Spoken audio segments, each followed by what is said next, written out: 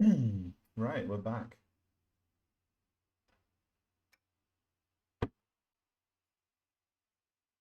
Here we go, here we go.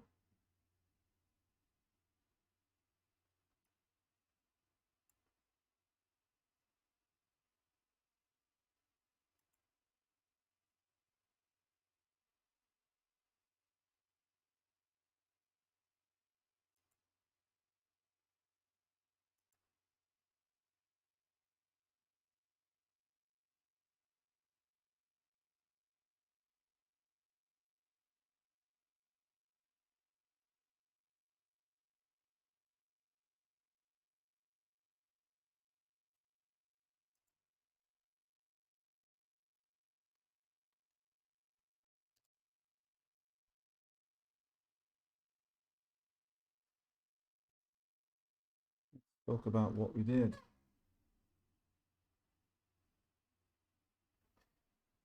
Okay, so I was flirting with something. Something, not someone. Andy was not keen on the red cap on the mothership. So I tried to do some code with the raster beam so that it's a tricky thing to do, right? So what you have to do is, hello, Darren, nice to see you. Yeah, so I'll just repeat that then. So Andy was like, yeah, you know that red mothership, the top of the mothership, it's not red in the arcade. Couldn't you make it yellow? And I said, well, I could have a play about with the timings on the raster beam, right? And do a split. You can, if you time it right, you can, if you change the memory fast enough, you can split the attribute. You can sort of break the attribute barrier and have a different color on a different row. Um, and it's an interesting effect. So I thought I'd give it a go. And the problem is that I discovered that it could just about be done with quite a lot of fiddling, right? In a way that's like a bit too much for it to really be worth a go. I mean, look, I can show it to you here, right? So here, if you look, if I just sort of pause it up here like this, right? Look, see here, right? So look, you can see the attribute there. You see the blue one, right? So you can see I've got two colors in a single attribute. Um, Cutting it in half basically. And what the way that you do that is you time it so that you know exactly when the beam is at this line here.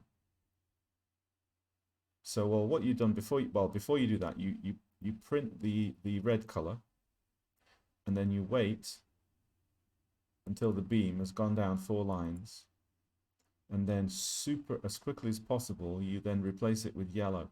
And the fastest way of doing that is to use the stack, right? So what you do is you set the stack to because Z80 has a movable stack, so you can put it anywhere. You can put it on the you can put the stack into screen memory, and then you can push. You can actually you can push values into the stack, and it will actually write to screen memory. And you'll write 2 bytes at a time on the stack with only 15 T states per byte, which is, you know, fast. It's about as fast as you could hope for. People use it to do various tricks like scrolling and other stuff. I've used it myself in the past as well on a few things. But so I wait till the raster beam gets to here, and then really quickly you set the stack to here, just to the right here, and then you push the values, and but the stack, it goes backwards, so you start from there and it pushes backwards over here, and there's a 1 pixel gap here, so that you've got this, the raster beam moves down one line, and at the same time you're writing the color this way, and the two things coincide. So, hey, Patrick, it works, right? As you can see, it works. But there are several problems with this because a lot of what I'm doing here is raster beam dependent, right? It means I have to draw the mothership and the player in the top part here. Before the raster beam gets there. So that means that this, so I can't just like time it to here and then do my draw code, because if I do, then the mothership will be drawn, the raster beam will already have passed, and it'll be too late, and then, you know, you won't see it and it'll flicker. So you can't do that. So what you have to do then is draw the mothership and the player before you write this bit of memory here. And if you do that, you've then got to make sure that that draw takes the same amount of time every time. So you've got to draw the mothership every cycle, which is, that in itself is okay. And the mothership doesn't move vertically, but that's fine. But when you draw the player, right, so right now everything's fine because the player is also static on the horizontal, but you can imagine as soon as you move the player down, you're crossing over byte barriers, and it means that when you go down a line in Spectrum code, what you normally do is you're using a routine to determine whether it's inc H or you need to add 32 to the lower byte, or you need to move into a separate segment. So all of which means that every time you draw the sprite, it takes slightly different amount of time, right? So you can't time it properly, and so that's why when you start like this, look, you see the flicker there, right? And that's because the timing of the raster beam is affected by the way that, you know, that wherever the sprite is on the screen. I mean, there are ways around it, you know. One of the things you could do is use a lookup table to determine the next line as you draw the sprite. You actually use a lookup table to get the screen address. And that means that you would divide the time it takes to move down a line would be spread more evenly across the sprite. You know, so it's possible, but then you've also got to think like, well, for example, the doors, maybe you saw then the doors didn't open because the mothership, normally when you draw the doors, the mothership will, you stop drawing the mothership and then we write pixels over to open the doors. So what you'd have to do then, which I did try to do, and kind of work, is you then draw the mothership instead of on screen, you draw it into the ROM. So it draws, it takes the same amount of time,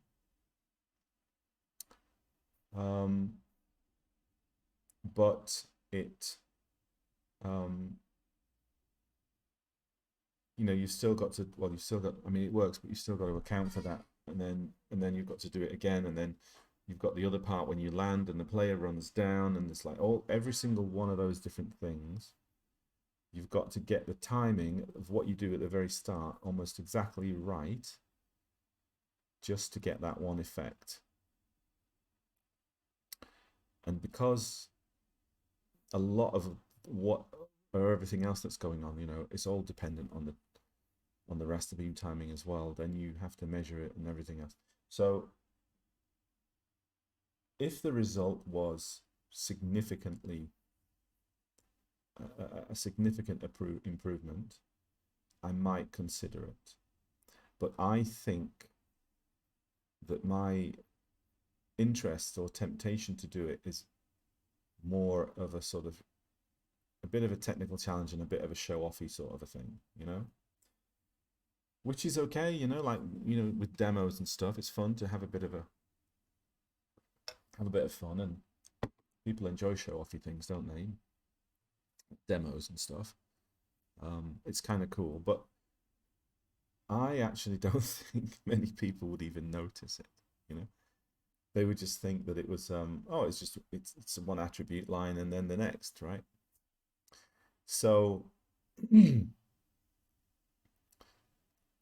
conclusion, despite making a proof of concept, I think it's too fiddly and it's a little bit annoying to have to do it. It's a lot of faff, and what it adds is not a huge amount.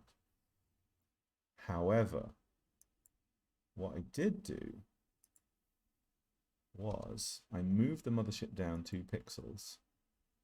I also moved all the asteroids down 2 pixels because they're in a single square, but they're only 6 pixels wide, and currently they're at the top of the character square. So moving them down 2 pixels is possible. The reason for all of this is that the original arcade machine has 1 extra character line, right, on the screen.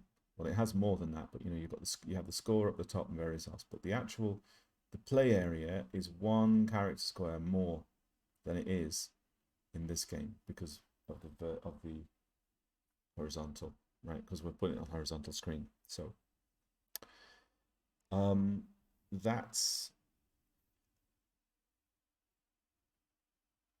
that creates a slight issue if you want to have the same number of rocks on the screen, because this top rock here, it's really close to the mothership, and makes it a little bit harder for the player in terms of jumping out. So I thought it's a bit harsh to have it that close, which is why I pushed the mothership up into the top quarter, you know, so that it at least gave you 4 pixels of extra room. But anyway, what I did instead is I moved the mothership up 2 pixels, and I moved all these rocks down 2 pixels, right? So now the top of the mothership is only 2 pixels now instead of 4. So I think that's kind of all right, you know? I mean, you know, I could even, I don't know, maybe I could move it down those extra 2 pixels. Would it be that bad? Maybe it wouldn't.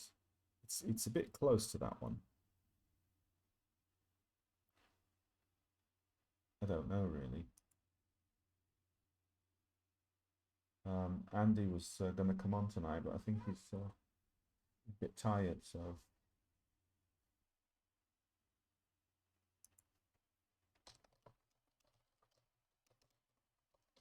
I'll just message him and tell him. I'll see how he's feeling. He might have gone to sleep already. I don't know. He's had a rough day, he said. So anyway, I don't know. What do you think, guys? Do you want to see it with it being 2 more pixels down? I mean, it's not hard to do. You know, I guess we could have a look, couldn't we? Let's see.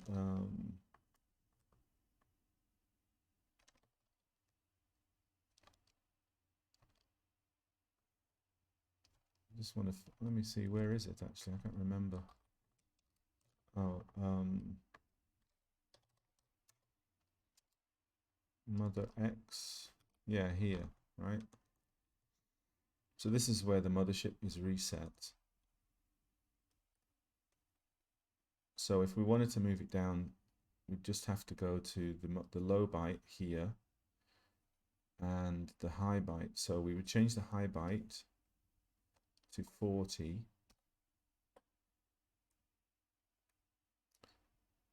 And the low byte to 30. Oh, what would that be? It's going to be 32, I think. But then it's got to account for the X value. So that must be, if that's 15, It's 5 pixels down. Or is it 6 pixels down?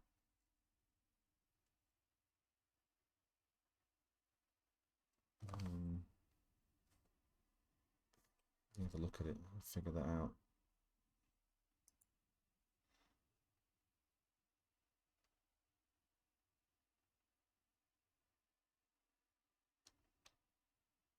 I guess it must be 6 pixels down, right? So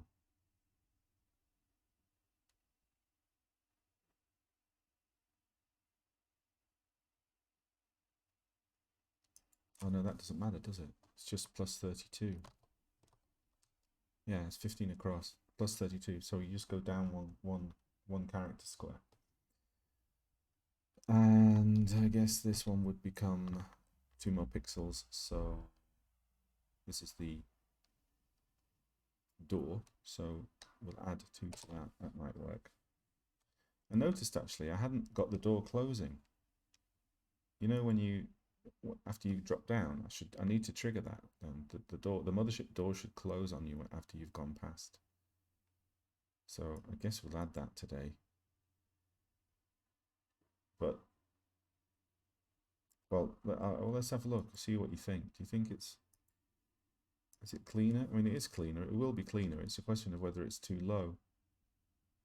Yeah, okay. Just ignore the player, right? Because we'll have to adjust the player. Oh, look, and it creates another little bit of a small issue there with the undraw, which is fixable, by the way, but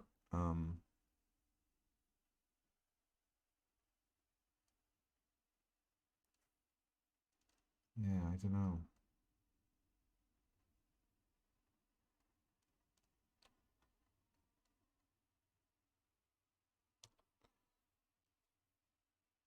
It's pretty close to that rock, isn't it? You know. But I can fix all of those little errors. It wouldn't be too hard to do.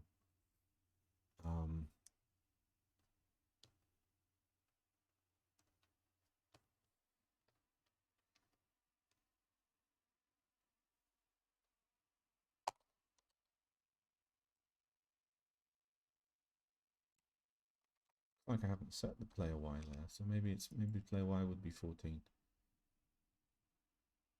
Let's just see.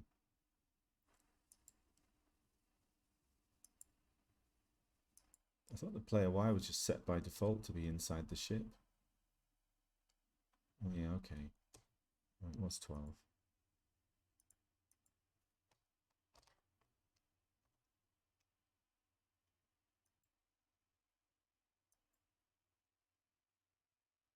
Okay.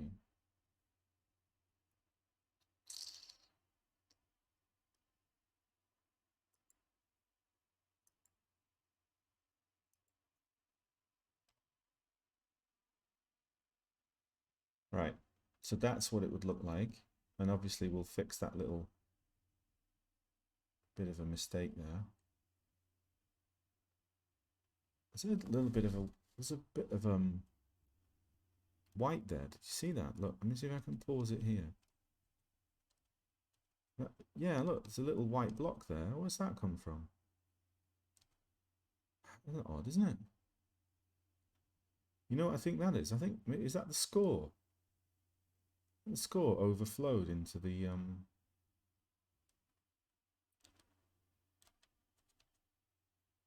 I reckon that's the score, you know, because look, you see the score there, right? That's the next byte along would be that one there.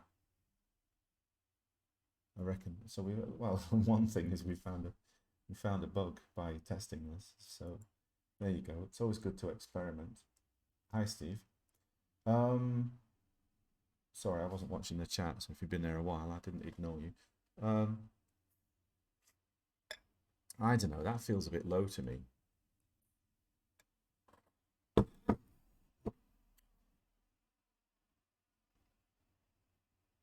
What do you think, guys? Is that a bit low? Do you want to have a look at the arcade? We can do that.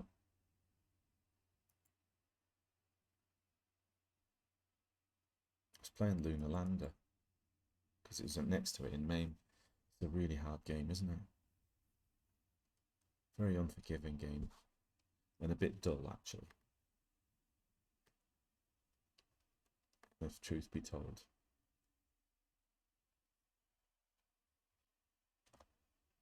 Right, so here, look, have a look at this and see. Look.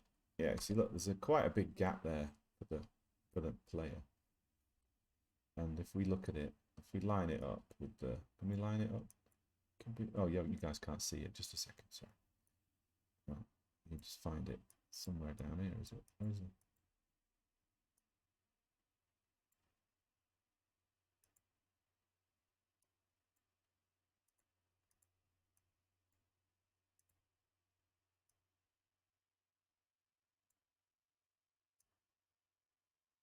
Sorry, it's on a tilt because I lost it. I put it out of the screen. Right there it is.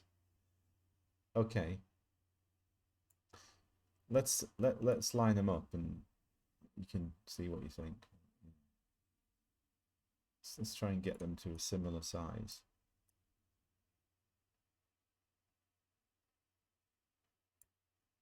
Yeah, I mean it's a bit low, isn't it? I can let me run the Spectrum emulator so that it gives a better perspective.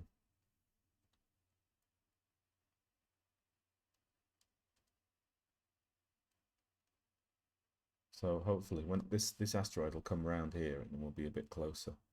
We can pause it here. Right, there we go. Yeah, so well it's a whole character square. So when you say yes, Darren, do you mean yeah, it's a bit low? I mean the mothership's a bit close to the rocks? Because I think it is, you know. It's just kind of crossed that barrier into being just a bit too low. Before it was a couple of pixels higher than that, and that was at least a bit of wiggle room, you know.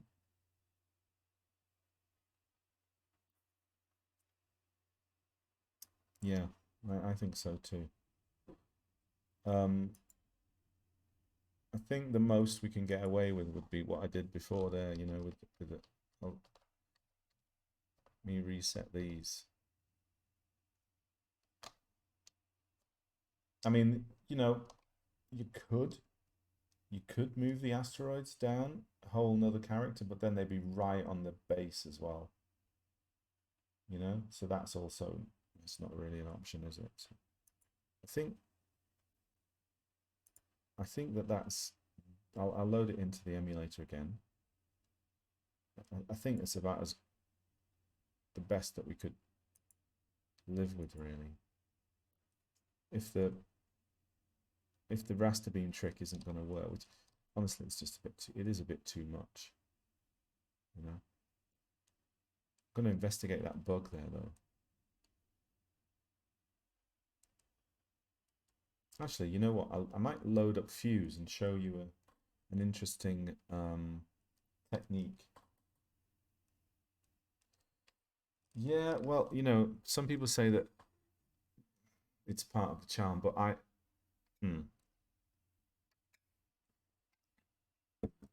no, not really.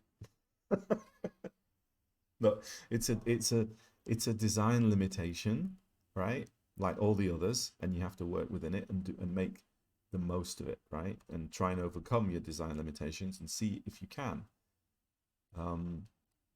Certainly, I don't ignore it, but you know, ideally, it's like with Donkey Kong, right? There was, I mean, honestly, the number of people that told me like, this is what I did with Donkey Kong, right? Might as well load it for you. You can have a look, right? As you know, you've seen it before, right? So this clearly you've got color clash. I mean, look, the player is changing colors a little bit, right? You kind of get used to it. At least I think so. It's not terrible, right? And that's just pretty much unavoidable, really, because of, you see how much is going on, and those sprites are all masked. There's no way you're going to be adding color as well. Really, it's just it's a non-starter really with everything else. But and so yeah, you kind of work you work within it. But having said that, if you look at Kong, right, the amount of work, the time that myself and my friend Gabriele, who's a, he helps me sometimes with graphics and stuff, and he loves to try and avoid color clash. So the amount of time that we spent working on that Kong to avoid color clash and make it look right was ages. But I think personally that it was really, really worth it, because I think the Kong is the best thing about it. So if you look at the shame that Spectrum users feel when looking at the Kong from the original, from the one by Ocean, it's just like an absolute embarrassment of a Kong. I mean, I don't know. I can load it for you. Should we load it and have a look? Because it's a disgrace. Given that he is really the star of the game, he's what makes the game. As you're playing, he is the one with the personality, isn't he? Mario is not the one with the personality in this game.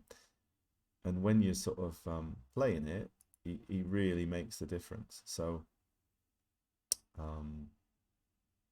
just as a quick aside, I can load it up. So just give me a second. I don't want it to take me too long. Okay.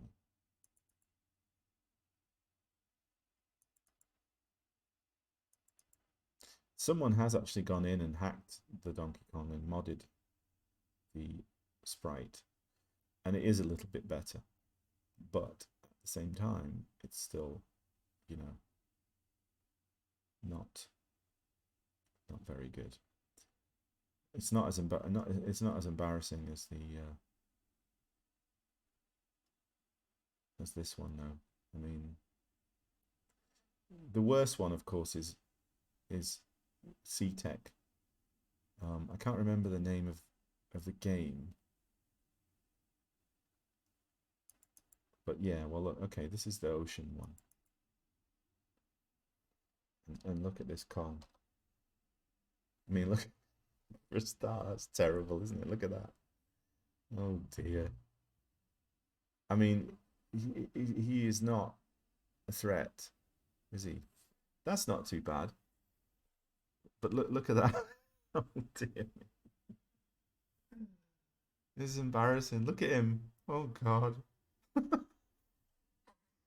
You know. So it does present, Donkey Kong presents a particularly tricky problem for the Spectrum in terms of the attribute clash, because I mean, God, look at Pauline. Oh my God, I didn't notice that before. Look at her. She's just a stick. Dear me.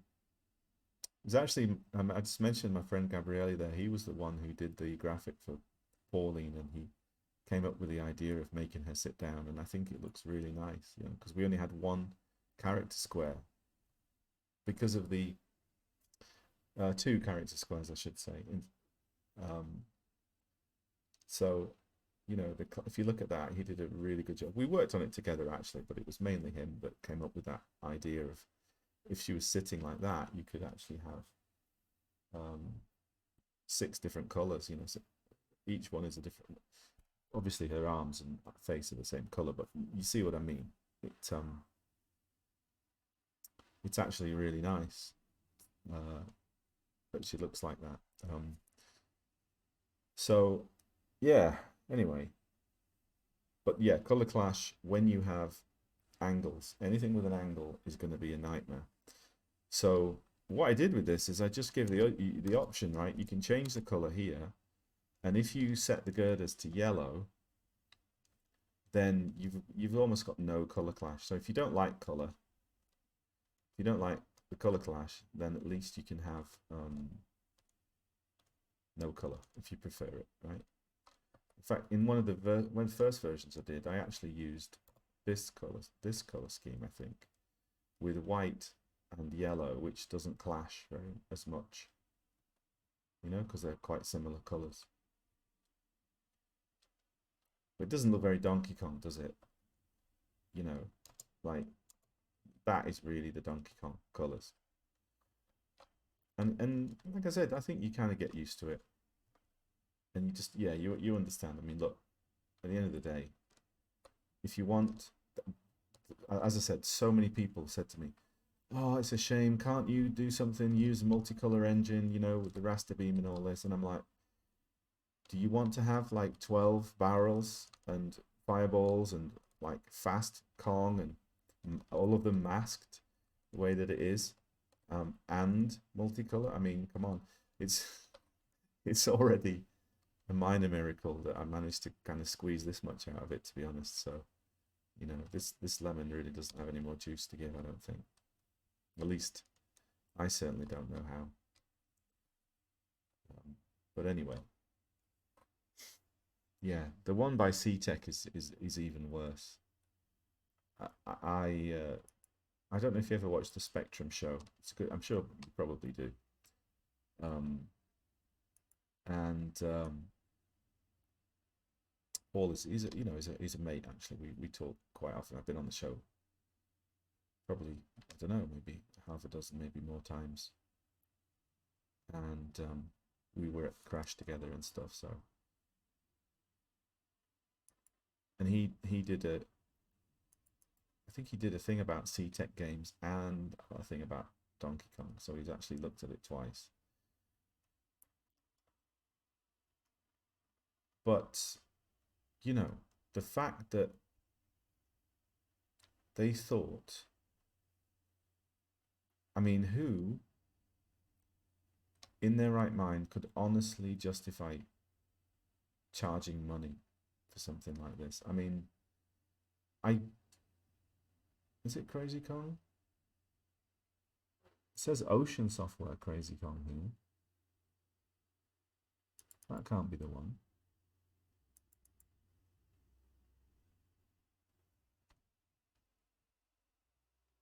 Ocean Software presents Kong. Hmm.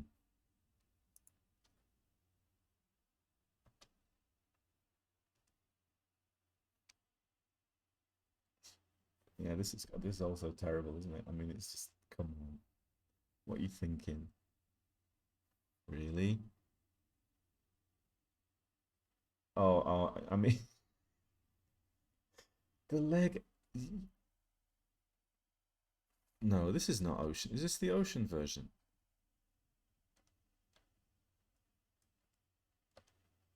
Oh dear me. I think this is C-Tech's version. It's got to be, hasn't it?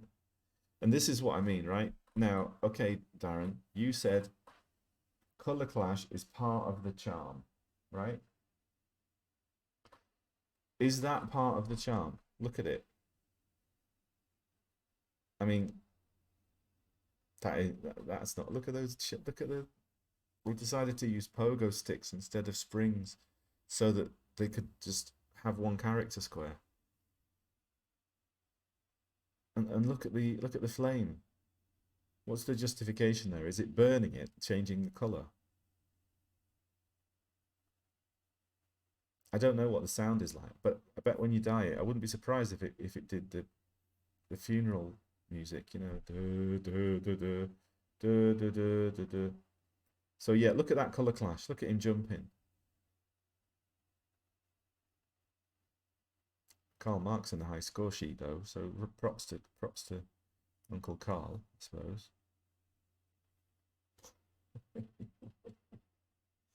Yeah. So you know what? If you it is part of the charm. Like I think the color scheme is part of the charm, right? The fact that you've got these primary colors and it's really bright, and if you get it right, um, you know there are ways to work around it. You've got lovely kind of high resolution graphics as compared to say Amstrad or C64, whatever. Um, you know the definition of the graphics is really nice, so that's great. And then you add that primary color, it's very specky and it does look good if you get it right, if you can get the balance right, you know. And hopefully, you know, with the Kong I did there, because I've got that really nice Kong that we worked on for ages, because we've got the masking and we've got the pacing of the game right, and everything looks really good, and the barrels bounce, and so many other things in there. you know, you're so, I hope that you kind of so kind of like, wow, this looks so good, you know, like so many things happening that you sort of don't notice the color clash too much, and you do kind of forgive it. I think so anyway. But anyway, back to Lunar Rescue we go. We got a little bit of work to do. I'm going to show you guys.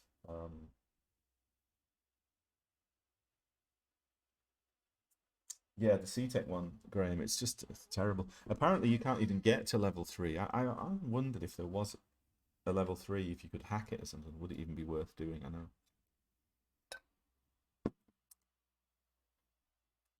Anyway, let me show you guys something that you can do with the debugger, which is quite nice. You can do it with the S Spectrum emulator. You can also do it with the with Fuse,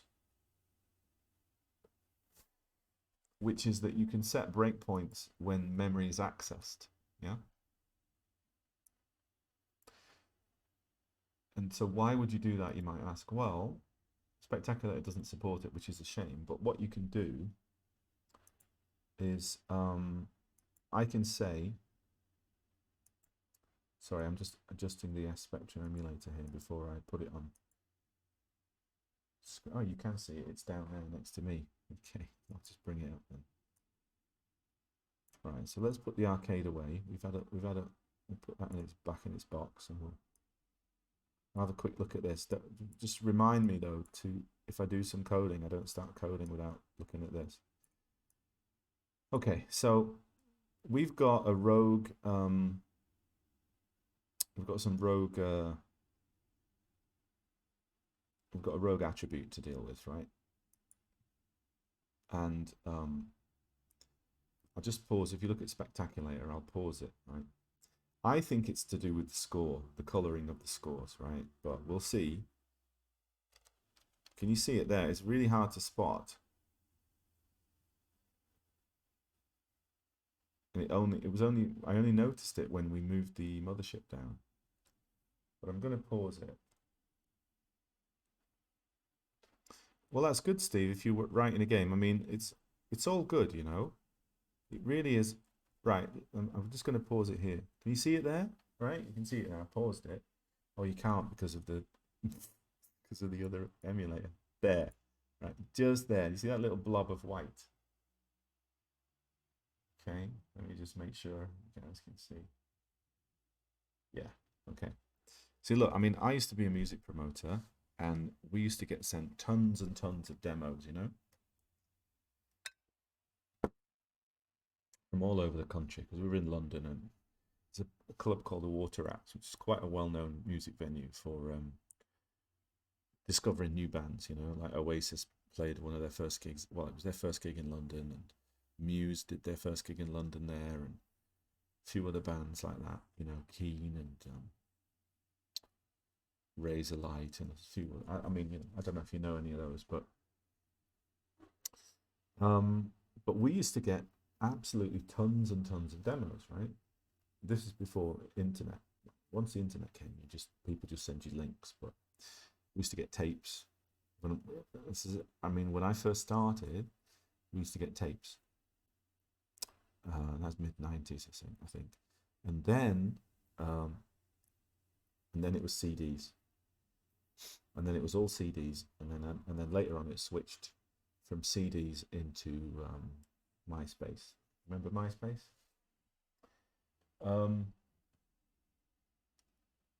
Anyway, the reason I'm saying that is that what I would always say is that I might not always be impressed with the demos, you know, but I would never discourage anyone from just getting up and having a go and having fun with it and being creative and everything else. And I think once we get to at this age, we know, look, we're not going to write the next superstar mega game, are we? It's not going to change our lives or anything. If the only thing it's going to do is perhaps fulfill a little ambition that we've always had, a little burning schoolboy ambition, a little bucket list thing. So if you do that, it's good.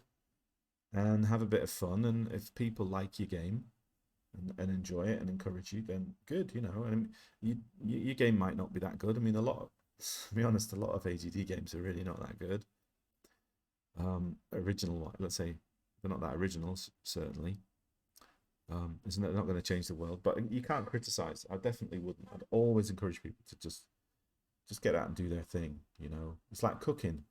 I would always encourage people to cook. You're not gonna be the next Gordon Ramsay, but have some fun, and you never know. You might a couple of pals might come over for dinner and enjoy it, right? And that's all good. That's what I think, anyway. I think that when you start to think about selling your games, right, then I think there comes a point where there has to be a bar, you know, where people have a right to expect something.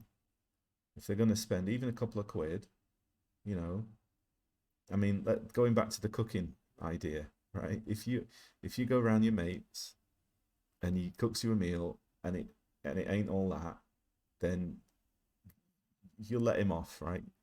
I mean, you might not bother going again, but you'd let him off, wouldn't you? But if you went to a restaurant, or if you just went to a local chippy or a kebab shop or anything, even if it was a couple of quid and it tasted rotten, you'd be well pissed off, wouldn't you? You know, because once you pay, even a few quid, I think you have a right to expect at least a little bit of polish, a little bit more effort, and whatever. I think it's fair enough because you can get a lot of game for 2 or 3 quid nowadays. You know, indie games and other things like that. So I would say, yeah, that's the case, and that's why I think that we're talking about C-Tech and a couple of others where they released these games because they knew, oh, we'll just call it Kong, you know. Um, it was a chef game. Yeah, that sounds familiar. Was it Shay Maxine by any chance? Anyway, um, thanks for the kind words. But yeah, you know, it's I feel that, well, I mean, I know Andy feels the same. It's like you want to make it the best game that you can, right? Make it the best that you can. Take pride in your work, and you know, don't rush it. Don't put pressure on yourself. Just enjoy it and make it work. And that's the main thing, you know. But going back to these companies like C-Tech, yeah, they put out this rubbish. And why did they put it out? Because they know that some people will pay for it, you know. And there are games out there, quite a lot actually. If you look at some of the games that are being sold as homebrew games, some of which are being sold for even 20, 30 quid, or even certain things like Mega Drive games or ColecoVision or other things like this, they're charging 40, 50, 60 quid. I know that they have to pay for the manufacturing and the shipping and stuff like this. Often the shipping is added on top though, isn't it? But nevertheless, um,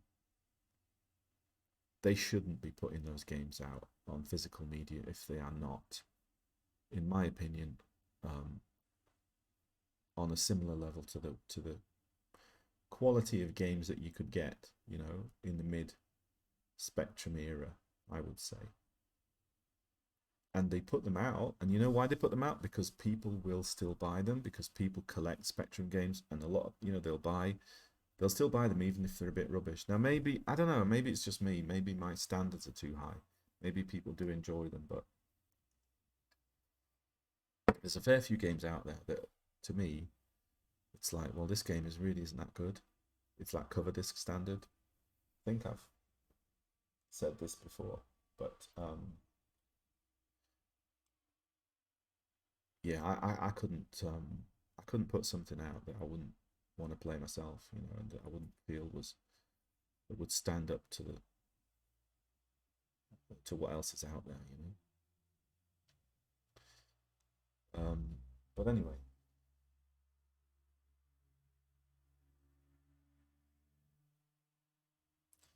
Yeah, well, it wasn't just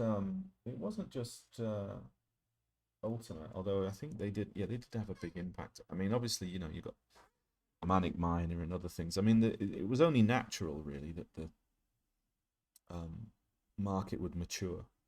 But I do find that the Wild West side of it, the early period, it's um, still kind of my favorite period, um, just because of the, like you said, like the punk thing. I love that, really, I do.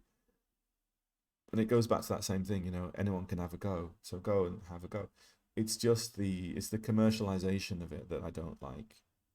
So, for example, Kong by SeaTech, if that was a type in, which frankly that is the level, if it was a type in a magazine, I probably might have typed it in and had some fun with it, and I wouldn't complain because, you know, I bought the magazine and I got the reviews and everything else, and that was a bonus, and that's good. But if I'd paid a fiver or something, and a fiver, you're talking that's like 20 quid now, you know, probably.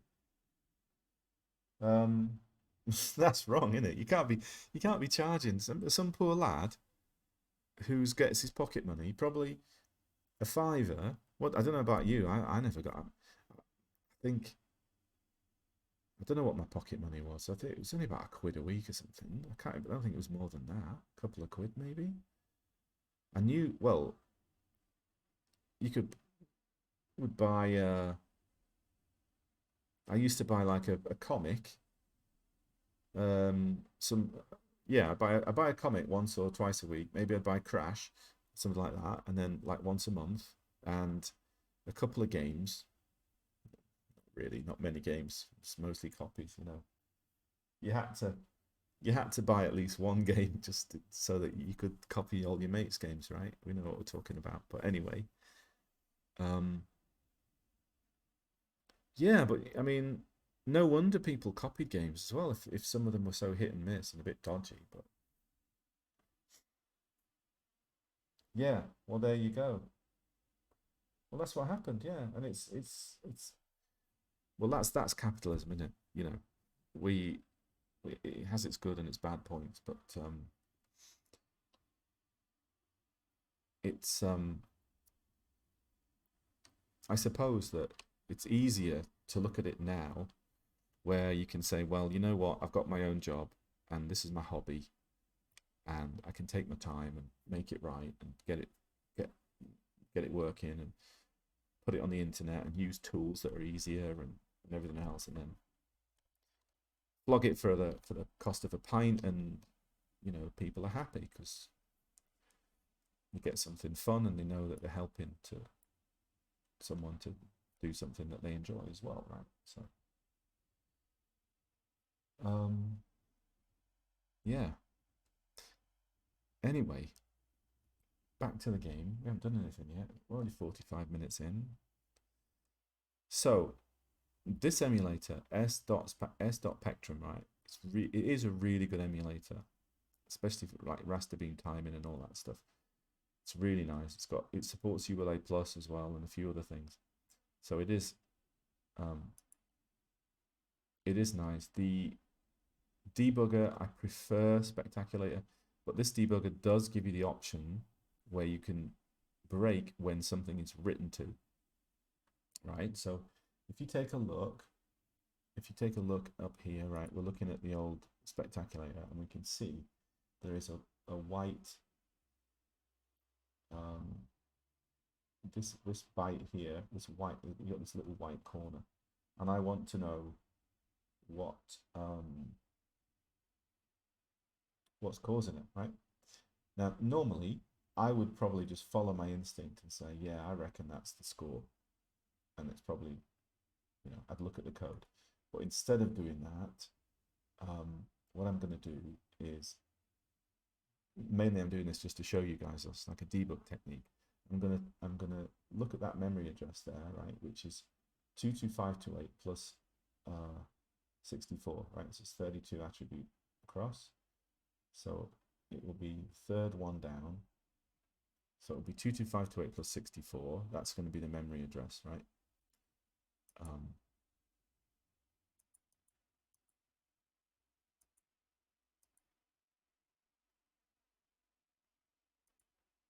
So that's going to be address 22592.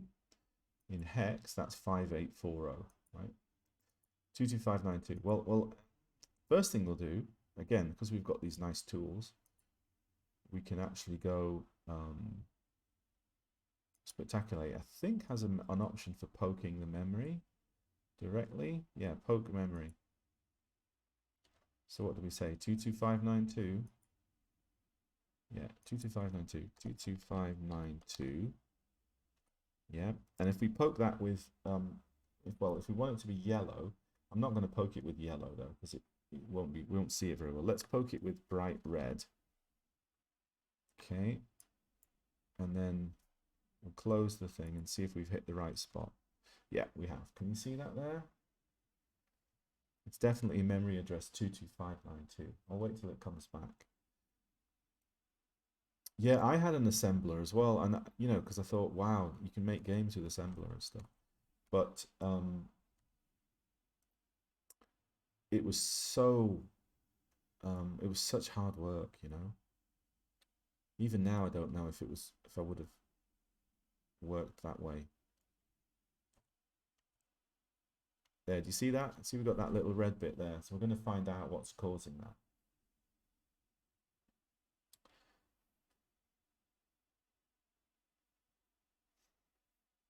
Yeah, Graham, yeah, I agree. It was part of the scene, really, the copying and everything. It did. The whole industry itself was a lot bigger, and it meant magazines and everything were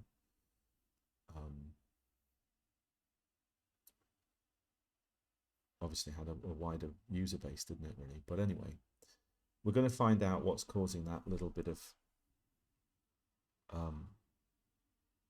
corruption here.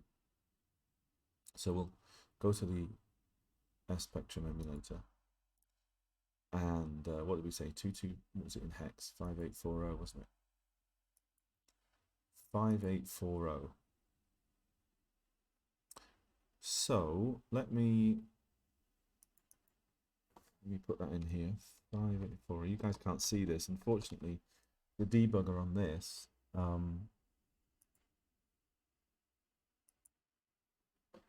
you can't view it. But anyway, it comes up with this option. You put the address in the debugger, and then you can choose fetch, read, write.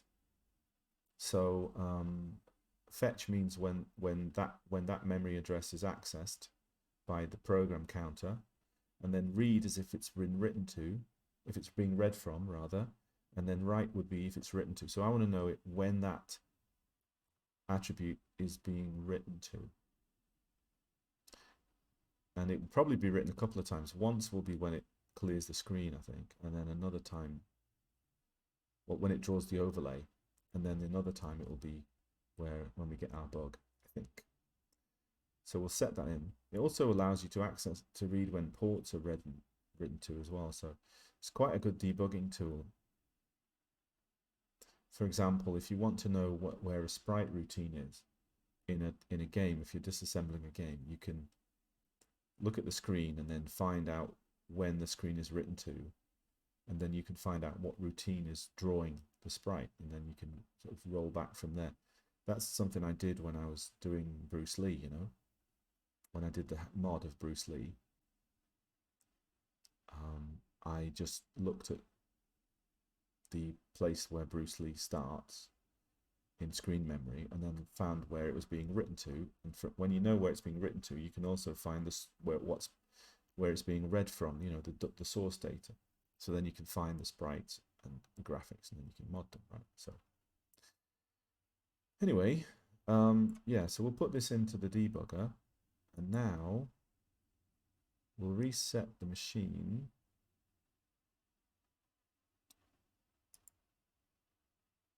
Okay, and we'll see that it's pausing because it's writing to the attribute address, right? Because it's clearing that attribute. And now I'll put the tape in.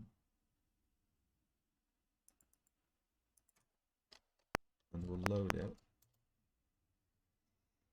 And so again, right, so we've got here, this is the ROM doing something, right? So we'll skip that. It's the ROM just writing to memory.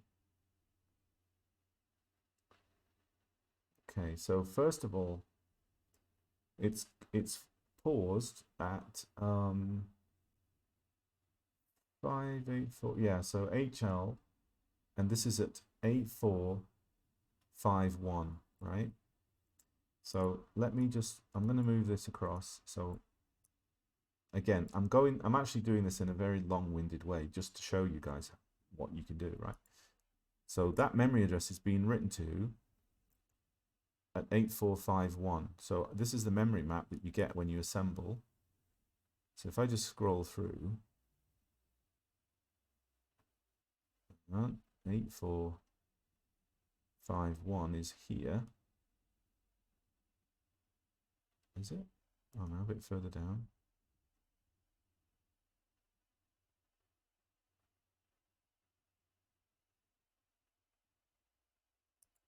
Okay. So this is the color loop for drawing the overlay, right? You see? So it gets to a certain point here, load HLC, which is copying the color over. It's like 28 rows. So that's fine, and that's the right color. I can also look at the debugger, which, as I said, unfortunately you guys can't see it, but I can also see that the value of C is 46 in hex, which is it's color yellow, right? I know that because 6 at the end, that's color yellow. So that's fine. So the next time that it writes it, probably we're going to find out where the bug is. Okay, so we've written it. It's been written again just now at 8468. So this is something else. Here. Now look at this. Score color loop. See here, load B5, right? So the error that we've got here, well, it's pretty simple. This will be the color for the score in the past. It would have been 5 digits, right? But it's not 5 digits because they're crammed into 4. They're 4 character squares. So this number here should be a 4. This one. And that's the problem. It's what I suspected. And it's actually both the score and the fuel have got this issue. So if and I think you can actually demonstrate that. If I go into Spectaculator again, and let's unpause it, we'll release the player, and we'll go right over here. Can we actually go that far across? It's probably the reason. Yeah, see, another reason why I would never have noticed it is because the player can't even move further across than that. And that's the same as in the arcade, right? So, yeah, but we actually have another, just where the fuel is, we have another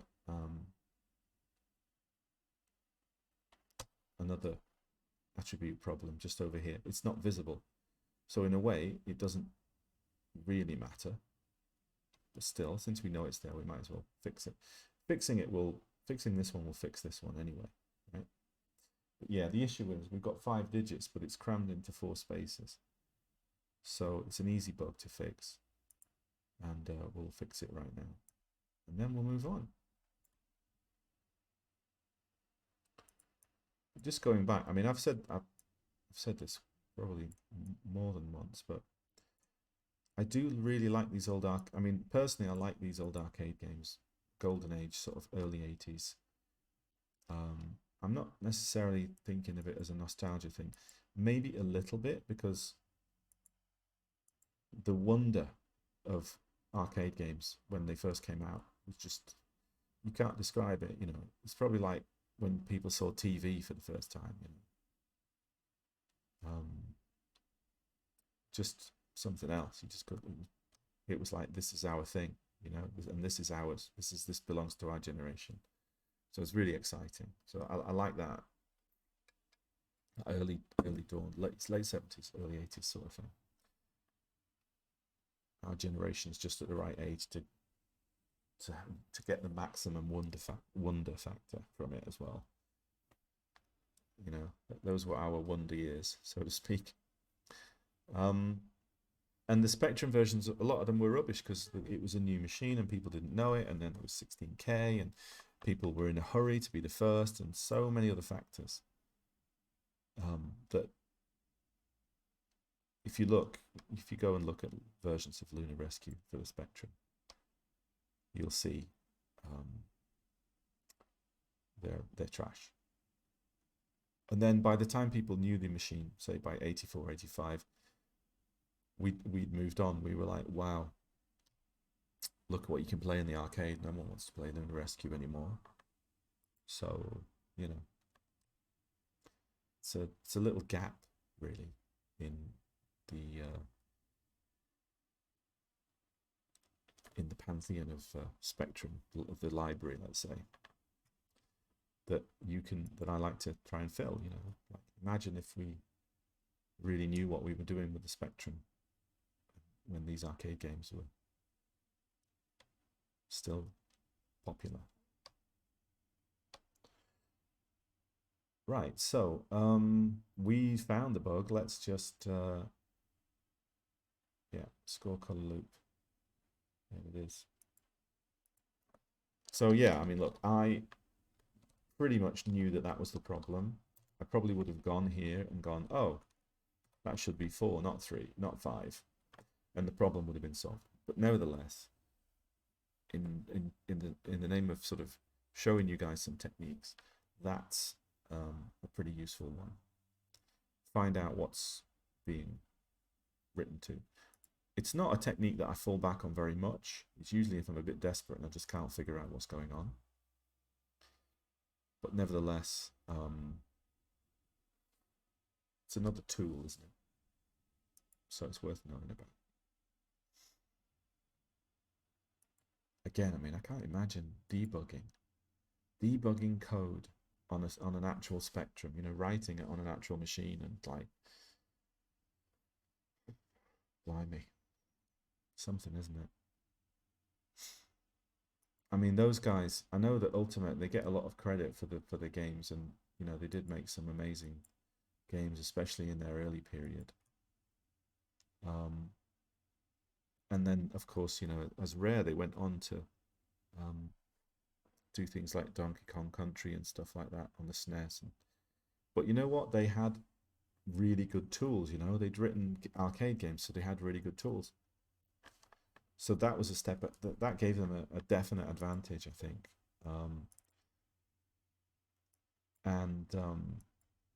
You know, software companies then started to get bigger and make more money, and you could have a software house with 7 or 8 programmers, and then they could have the necessary debug tools. You could share resources, and obviously that's another reason why things improved. And the age of the, you know, one lad coding a game passed. But here we are again with one lad coding a game. Anyway, that problem's fixed. So what are we going to do now? Well, I don't think we've got any particularly... There's nothing really that needs looking at in terms of little bugs. I think I'm quite happy with that. Oh, the door. Right, okay. I suppose we should do that door. Let's look at the arcade and look at the door. We should be able to fix that, I think, using what we've already got. So here comes the arcade, and it's primed already. So let's have a look. When you press fire, oh, that noise! Oh, that's right in my ears. Okay, so did you see that the door closes? So let's try and trigger that then, right? So Player goes, and we've got to make sure the player is out. Okay, so just do that again. Out you come. So the player's already down by a certain... you know, I'm curious about this, whether it's a timer or whether it's the player reaching a certain position on the screen. Right, so it seems to be triggered when the player is at this asteroid. Or is it? Because I wonder what happens if you like start firing the fuel before, so that you end up, you know,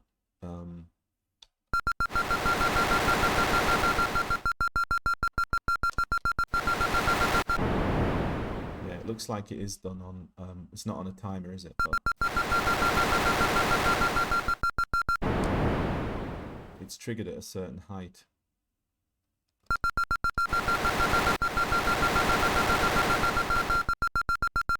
I'm sorry for that beeping, that's nice. I installed the samples and immediately wished I hadn't, but I think I can adjust the volume or something. Okay, so yeah, sorry Darren, I didn't see that. Yeah, it's a good technique, it is. It's worth, again, on this stream, what I try and do is not just sit there and code, but the approaches that I take are also done in such a way sometimes to demonstrate different techniques and different approaches and talk about them and so on, right? So, I mean, look, I could check that mothership bug has gone, but I'm 100% certain that it has. So let's look at triggering the player state, or how are we going to do this with the door? I guess, so player state is used to determine if the player's in the ship, if the player is descending from the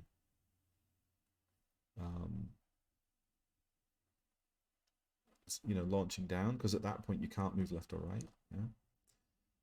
And then we've got player state. This is mid-launch, right? So we do that with the player state.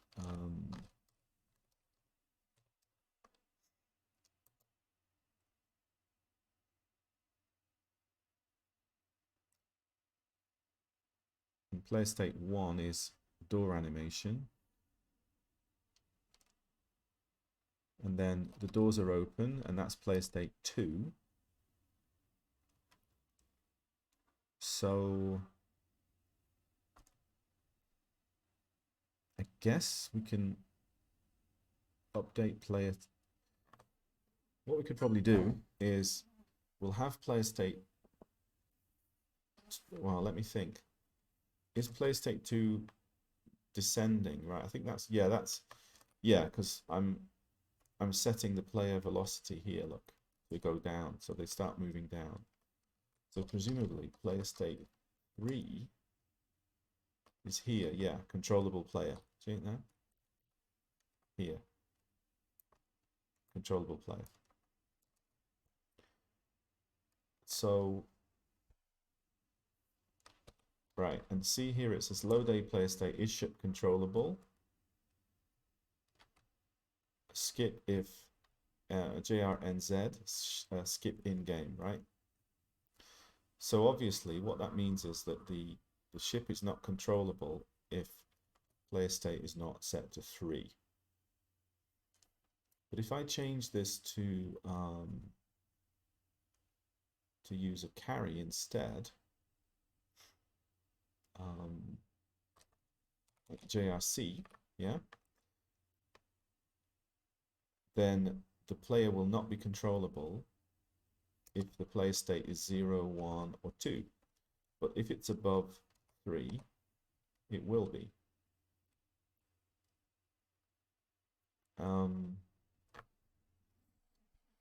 Now, the challenge of that is we probably also want to have a player state when you've landed,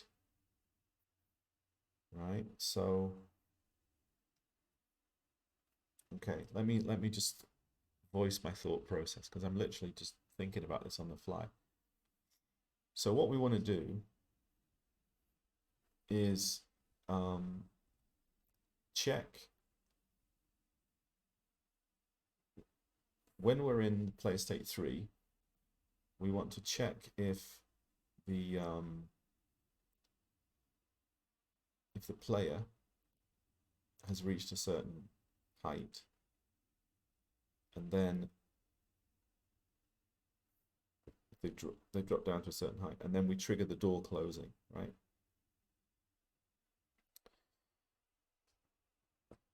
But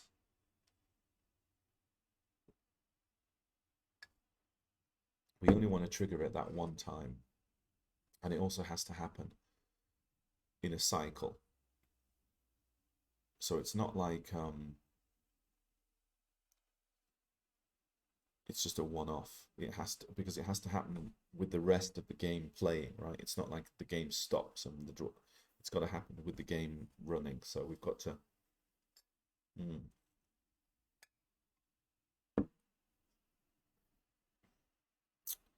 Okay. Well, let's have a look at the variables that we use for the door animation.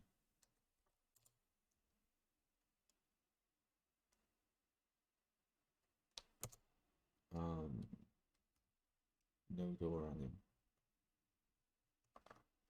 Okay.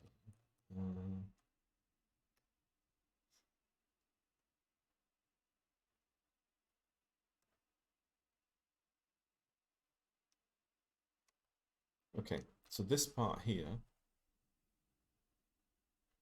is where we check the door animation.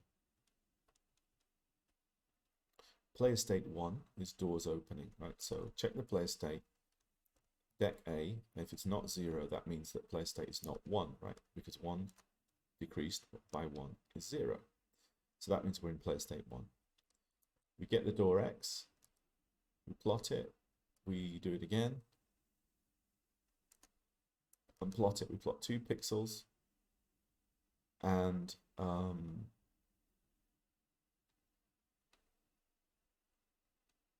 are we doing? Then we check the mothership's X, and we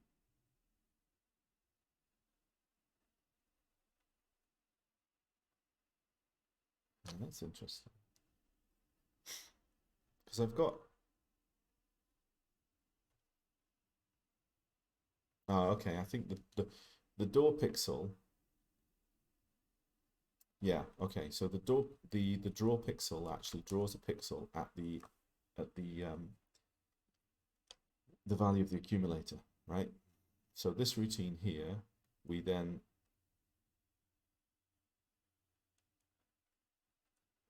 we plot door X, we plot it, then we plot door X plus 1 there, and then down here we set door X1 to be 2 pixels across from what it was previously, which is all well and good. And then it checks the value against the mothership, and after that it sets the player state to 2, right? So we've got to do something similar, but in reverse. But in this case, the player is also going to be moving down. So triggering it will be easy enough.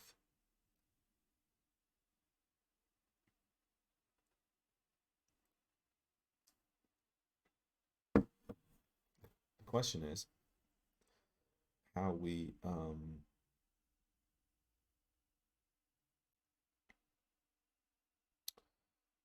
disable it.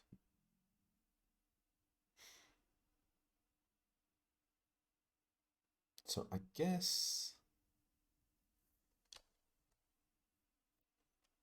I mean, I could use just use an extra byte really, but I'm kind of thinking controllable player here. Um,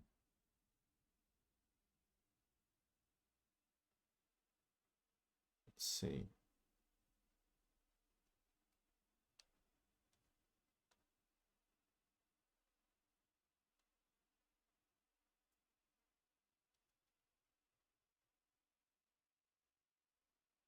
Let's player state 2.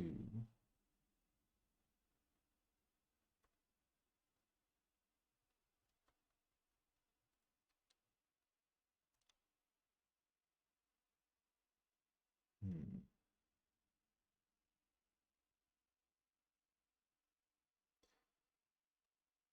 Well, I'm thinking we'll just use player state 4. Player state 3 would be the ship in that top part. And then we switch to 4, and then that'll stop the door from opening.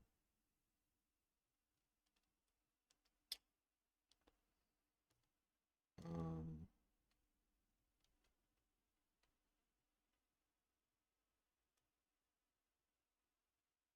but then I might want to use player state 5 for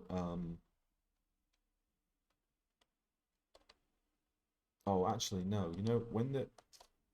At the bottom when you land and the little man runs out, everything stops. The whole game stops. Like there's like no the asteroids all freeze, and then the man runs out, right? So we don't need another player state for that. We could actually go to another game state, which is, player running. We just have a totally separate loop for that, for the player running, the little man running down and jumping on and getting in the ship. So yeah, we can use a different game state for that thing, because then we'll just freeze the game and um, there won't be any animation of the asteroids or anything like that. Okay, so that works then, right? So we'll set this to be here. So we've got load a play state. Is ship controllable? No. Okay, and then we'll go here, compare 4.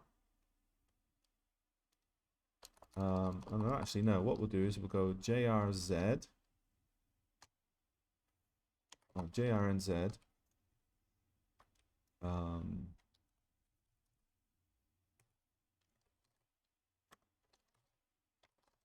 check player input. Okay, we'll call it check player input 1 because the player input might be different.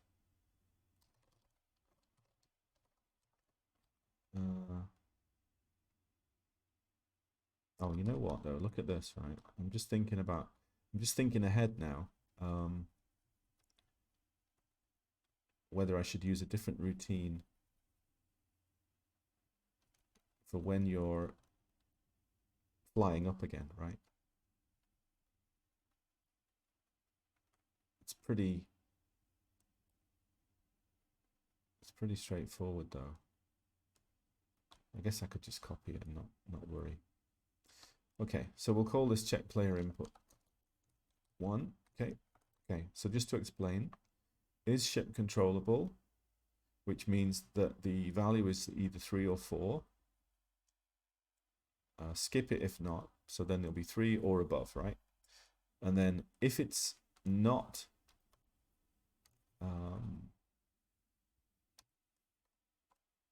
sorry, if it's not 3, in other words, if it's 4, then you just carry on, right?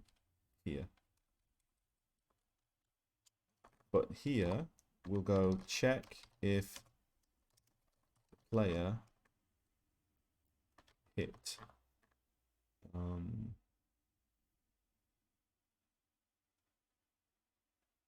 right, no, just a minute. Okay. Doors, this is doors closing. This is player state 4, right?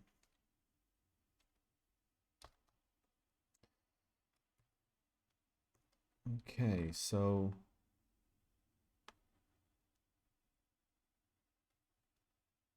this is where we check the player input, but yeah, let me think about this.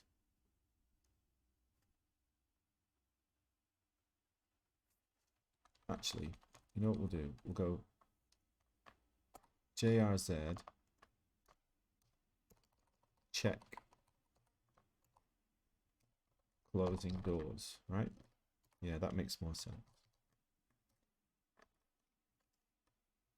And here, so we'll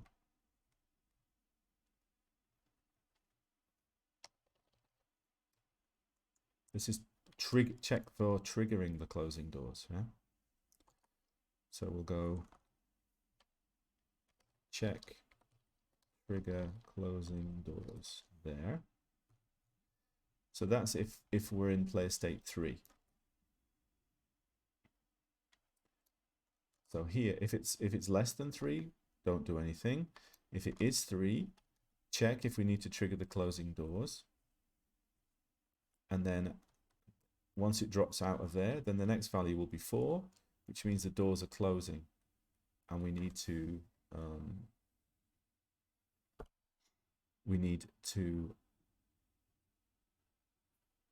trigger them, I suppose. And then perhaps 5 will be that they're closed. So 3 will be before, and then 4 will be triggered, and then 5 will be the doors have closed, and we won't need to change anything.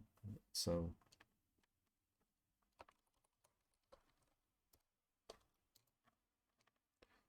here compare 3, and then here compare 4,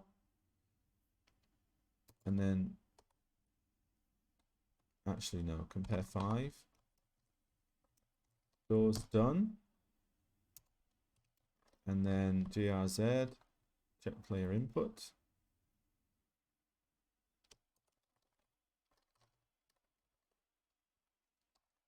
Right, okay, so I'll just, again, talk through.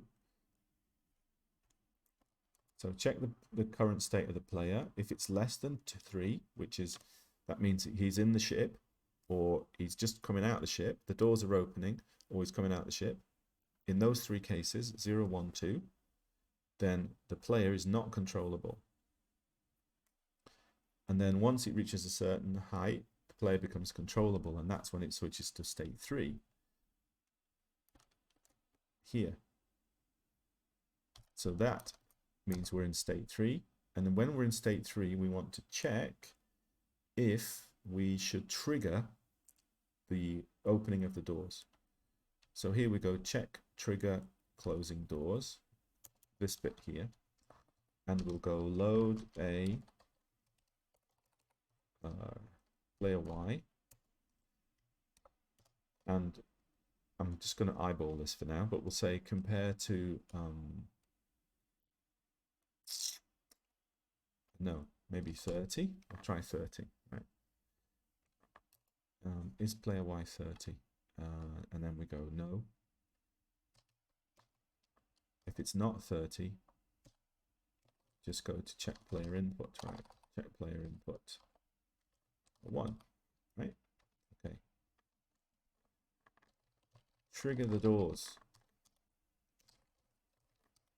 Doors closing. Doors closing. Right. So we trigger the doors closing by changing the player state to 4, right? Load A4, load player state A, right? Done. And obviously that is here.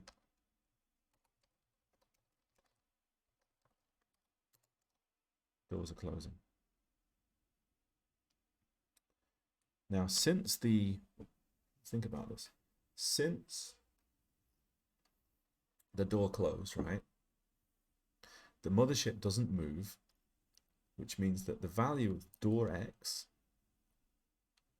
should be at the end of the routine, right here.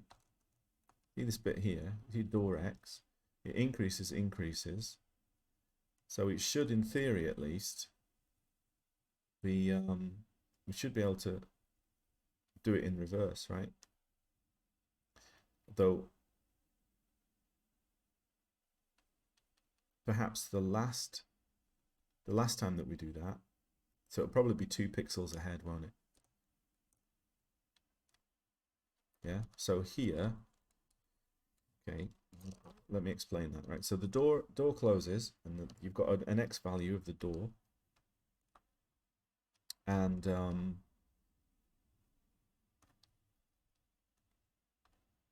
this is where we trigger the doors closing here, right? So we need to set the door pixel coordinate to be 2 pixels back to start, right? So we'll go like this, wherever it is, we'll deck A like that, and then that should be a start, right? And in fact, what we'll do, we can test this before we do too much more code. We'll actually call the door plot pixel. Just, we're not going to do this in the real thing because it will be somewhere else, but we can at least make a little pixel get wiped. Now I'm going to have to check that this routine uses XOR, which I think it does because it's wiping out the pixels. Here's plot door pixel, and there you see this XOR, load ADE, get the pattern XOR. So when you XOR, if the pixel is already there, then it will be reset, but if it's not there, it'll be set. So the same routine would work. Okay. So right now, what I'm going to try and do is just set a pixel. Let's just run through the code one more time. So yeah, okay, skip, and then if it's 3, check for triggering closing doors. And that's where we're going here. So we'll end up going down to here, and we'll load a player Y, and then if player Y is 30, we will, if it's not 30, we won't bother, we'll just carry on going down. But if it is, then the doors need to be triggered. We'll set play state to 4, and we will, for now, plot a pixel just to test that it's working. And then after that, it's fine, it can drop in there. That's no problem. And then I need to make sure that we don't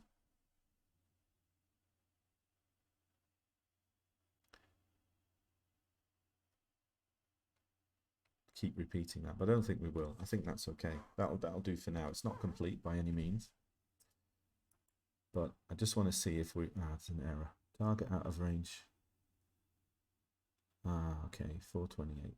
Okay, this is what happens when you add extra code sometimes. So this one is going to be JP. It's just that because we've added more code, we can't use the relative jump anymore. So that happens sometimes. Let's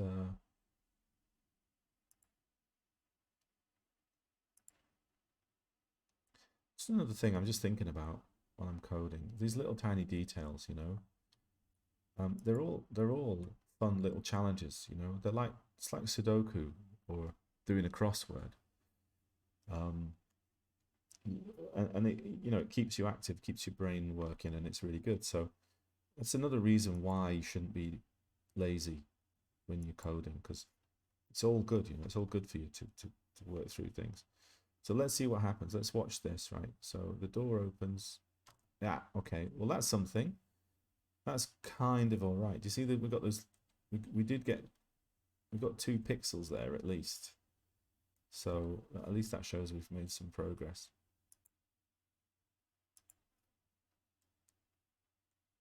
What about the height? Is it good? It's about right, isn't it? That's about where it is in the arcade, I'd say. Let's do that again, and I'll start thrusting this time.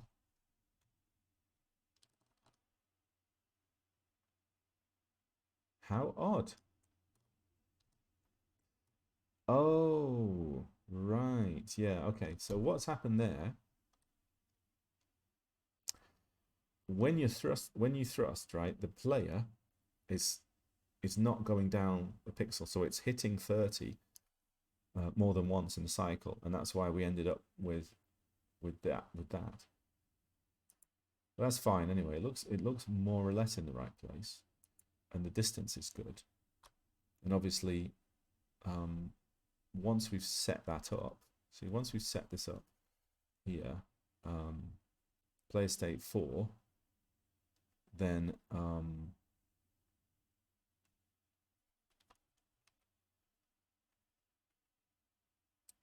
we won't be reducing door x1 again. But it looks like we might not need to do that because that pixel was... Oh, it's hard to tell, isn't it? Let me just have one more look.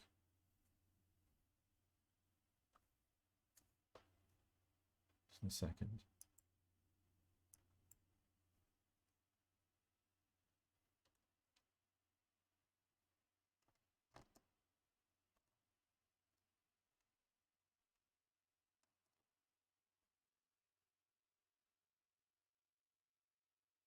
Okay, well, I think I'll do the code. It looks like we might be off by 1 there, maybe. I'm not sure. But what I'll do is, what do we need to do here? Player state A. And then we need to stop that from happening. Check trigger closing doors. So here, we need to just jump to...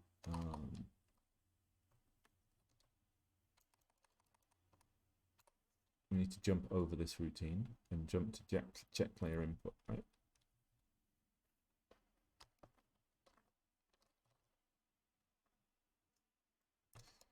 So after it's closed the doors, of course it'll change it to 5. But while it's 4, this is state 4 here, it will do the door routine. And then when it's done the door routine, it'll jump over this check because it won't need to check this bit. It'll just go straight to check the player input, right? So the reason we were getting that drawing was because it was dropping into checking the closing doors. So I'll add that now, and then we should be able to just see only a single pixel, and then we'll see if if that pixel is where we want it to be, because I don't think it is. I think it needs to be 1 across. But it's kind of hard to tell when it's drawing more than 1 pixel. So now it'll only draw 1. Right, okay, so we can see where it starts now. Yeah. Actually, it looks to me like we don't need to do the reduce the code here. This thing here where we reduce x1, I don't think we need to do it. I think it's actually fine.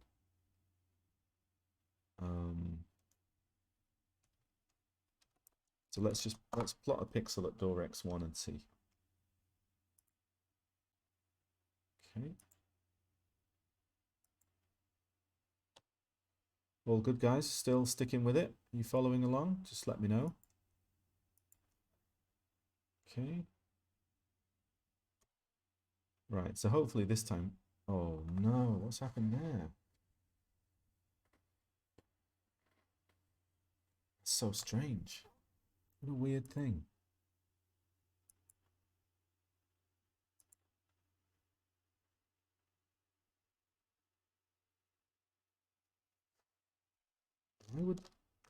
Why would that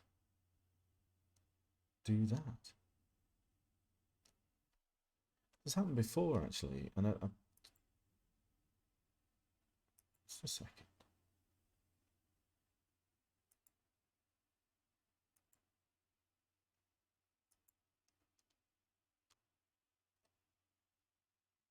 Yeah, look, it's fine now. It's just... Why would that cause that problem? Makes absolutely no sense. If I take that away,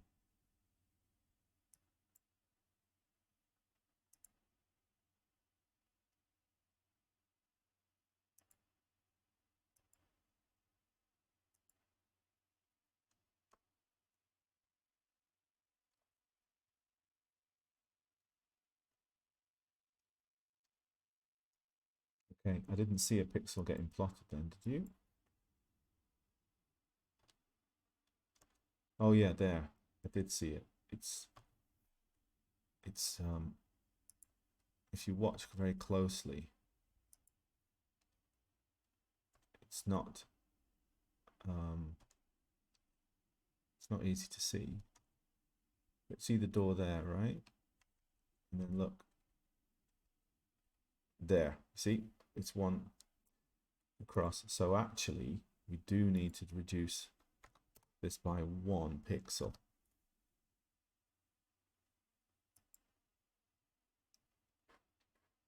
If you're curious why it says door X1, I mean, those of you that have been following over the course of the series, I originally did it with the doors open like this, because for some reason that's what I thought it did. I had this idea that it was 2 doors, but it's only 1 door. New road.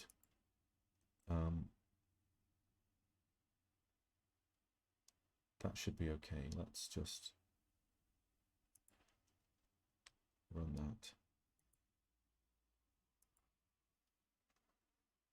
The door's in the right place. Yeah, okay. So that's our start. That's fine. So all we're going to have to do now is yeah, I'm just looking at this. I'm thinking, so I'm just thinking ahead now. I'm thinking when you get back, the doors have to open again. Right? So I might just have to I might take this code out and make a door routine, you know?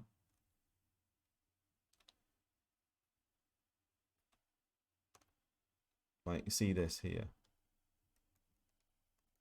So I might take that out and call it open door, closed door or something. And then we'll just anim door maybe and set and have a direction. So if it's left or right, it'll just do it. Perhaps that would, we'll cross that bridge when we come to it now, I suppose. Or should we do it now?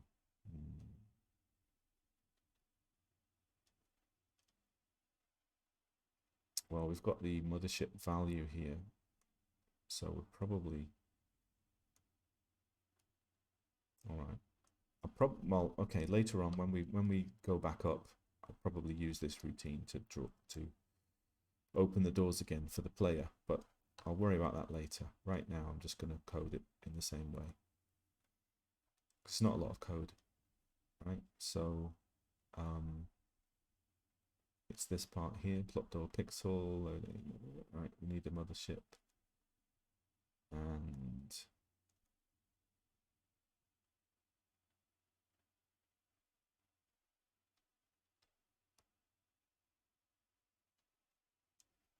yeah, this part here. So this is the draw routine here. Yeah, okay. So this is we trigger the doors, and this is the part where the doors are closing, right? So okay, we don't need to plot, we're not going to plot a pixel there. Instead, we're going to do all the plotting in this part here. Okay, so let's put a bit of space there so I can see what I've just pasted. Okay, the doors are closing, so we go to door X1, plot door pixel, and then deck A, plot door pixel, check the mothership. This is going to be deck A, deck A.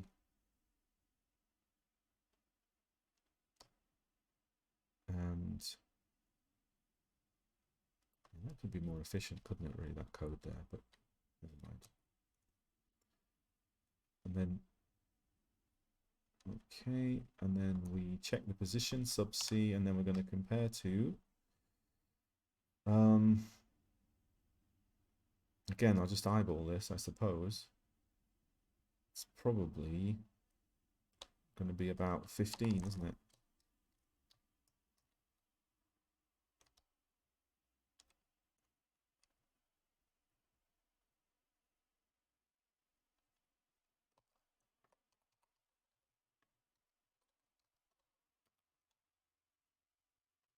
Ah, okay. Doors not closed, right? Doors not closed.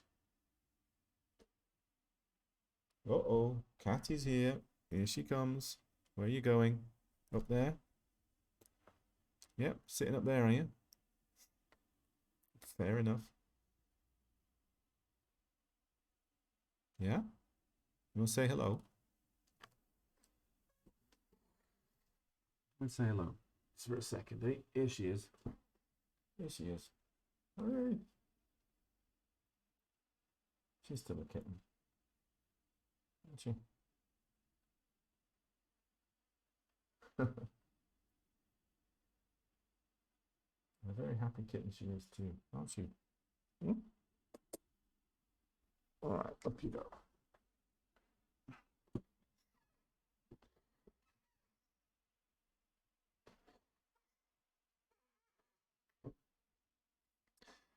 Star of the show. Okay. Now, actually, look, if we go here, we shouldn't be using a carry because we're going in the other direction, aren't we? So, let's say JRNZ door's not closed. But if we hit 15, then the doors are closed and we should change the player state to 5. And in fact, looks like we might not need this because look, we can in fact just jump to check player input here, right? I think. So we'll go here, doors not closed, it's not needed. Right, so what I'm going to do now then, guys, looks like only, is it just you left, is it Darren? Let's put the commentary in here.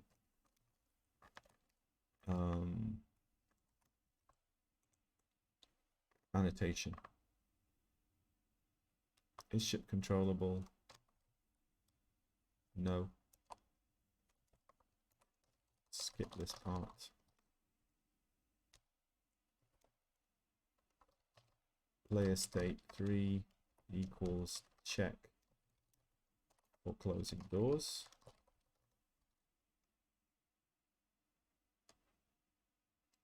If not, we're checking to see if the doors are done.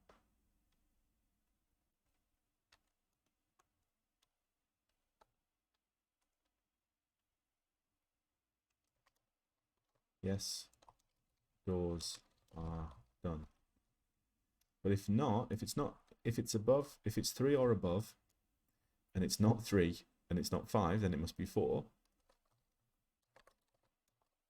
which is doors are in the process of closing, right? Plot 2 pixels. Plot door pixel there and there.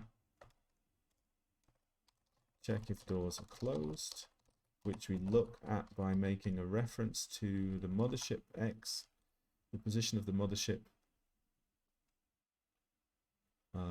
here. Where are you going? All right. Probably just saw the tail, right? Nothing else. Oh no, there she goes. Anyway, yeah, that's good, Darren. Good to know you're there. Okay, so we see need mothership offset, so then we move the door across, and then we make the comparison to the difference between the door X and the mothership. And if it's, oh wait though, I could fall into it. What are you doing? I could fall into a trap there because the mothership may not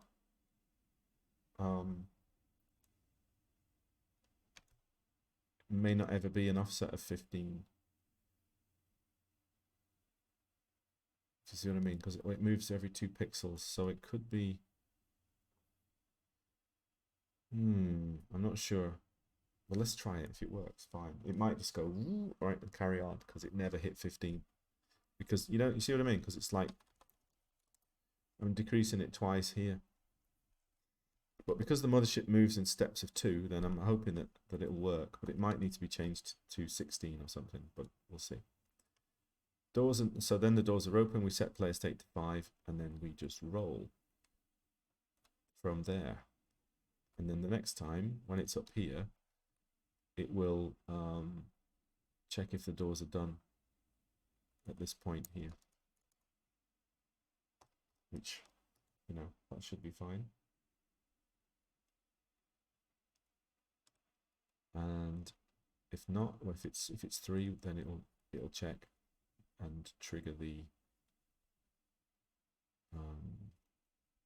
door. I think that's fine, yeah. It's just a question of testing the distance and make sure that it works with the mothership in a couple of different places, just to be sure. But I think that's going to be fine.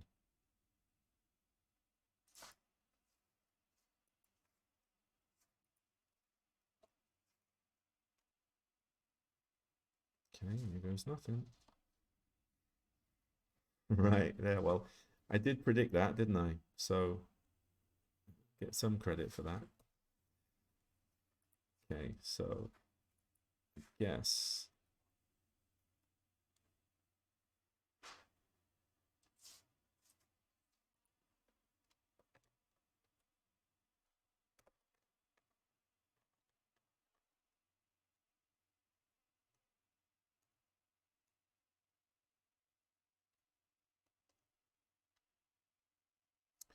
Well, actually, looking at here, I've got, what did I do before? I used a carry.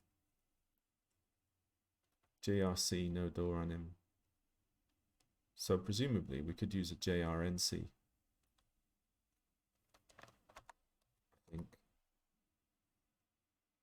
Because it would mean that it's bigger than 15, right? Yeah.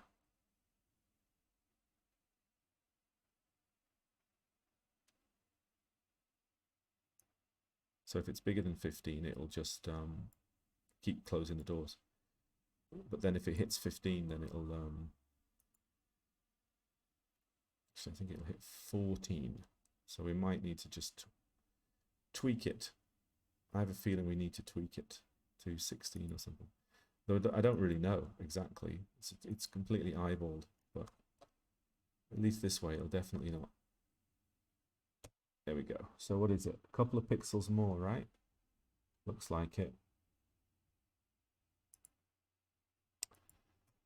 So 13, unlucky for some maybe. It might even be 12. We'll try that.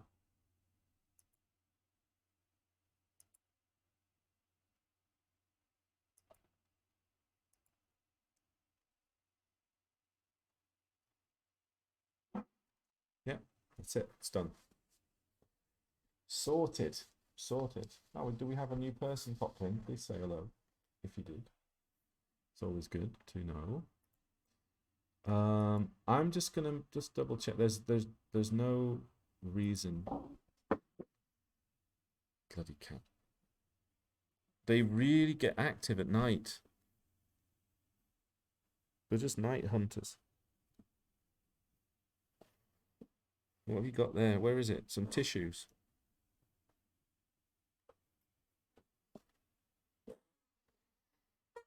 Right, come here.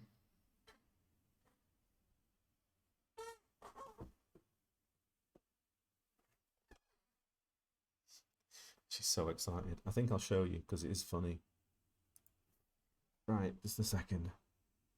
She loves chasing tissues. There she is, look. You see her. Right, here you go.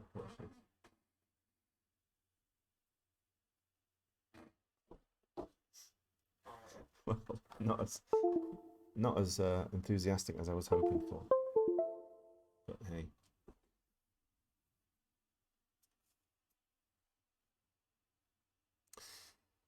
So job done, eh?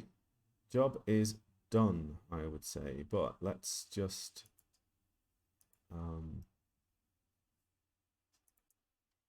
we'll check it from a couple of different places, you know. I think it's fine. Yeah, that's perfect, isn't it? There's absolutely nothing wrong with that at all. Good. And that does look better. That mothership is a little bit better, just being that little bit lower.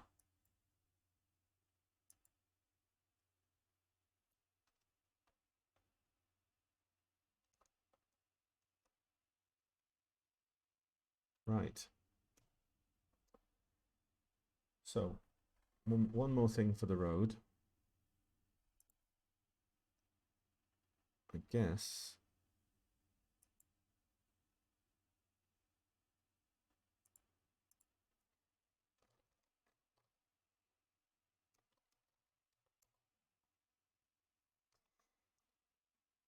Player has landed on. Okay, player landed.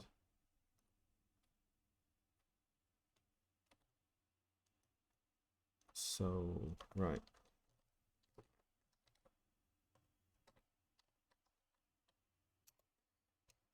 So the next thing we're going to do, which is not going to be today, is coding the bloke running and getting into the ship.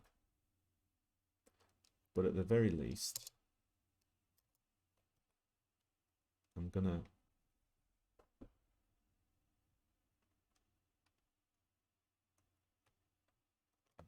second.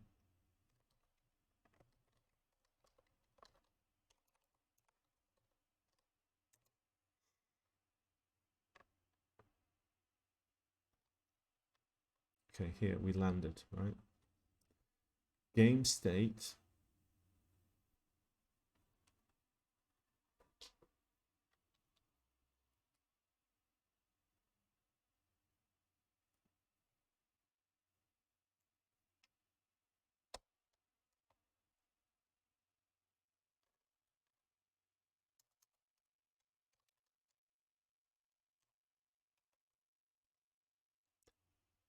What is the current game state?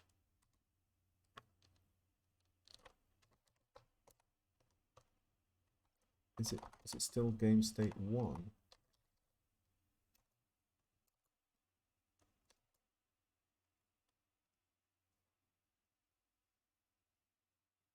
I think so.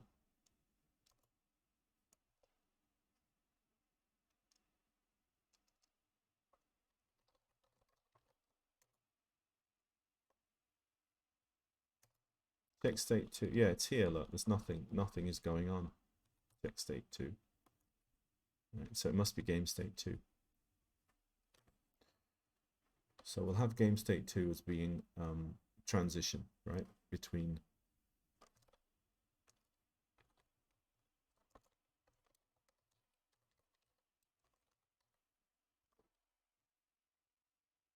okay, and we will go to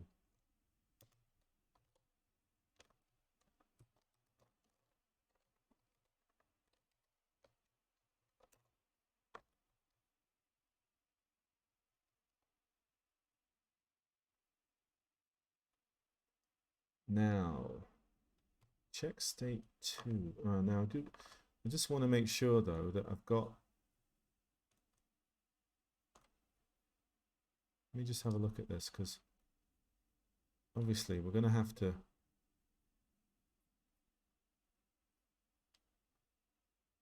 right, okay. See here, end of main loop. Well, that's kind of not really what I want, because it's going to undraw the player, right? And then in the next sort of game loop, it's not going to be drawing the player anymore because the player's not doing anything. So we jump to the end of the main loop. That's not correct, because actually we should jump to update stars here. Although, do the stars even stop? I wonder. Let's have a look at the arcade and just have a quick look. For accuracy's sake, we do want to be accurate if we can. So we'll just have a quick look. I don't want to stay up too late tonight, to be honest. So.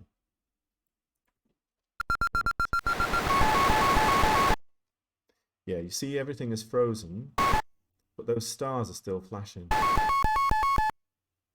See that? So that's why I've got that star routine right at the bottom there.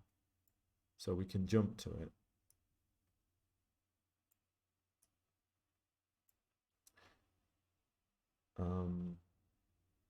But we won't undraw the player. So we'll jump to update stars here.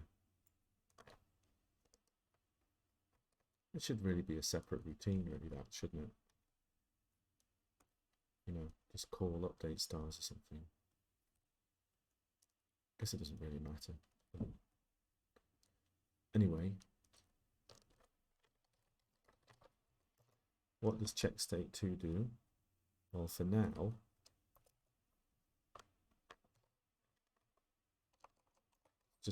I'm gonna use JP because there's going to be a whole load of code in here for the other route, for the other when you're going back up. So we'll jump to update stars there. So this is not doing anything. It's literally just everything will be frozen.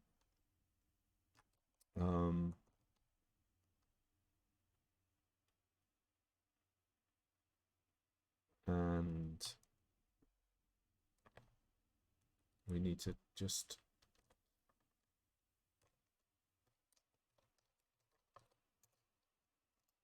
find where there it is. Right. So JP update stars.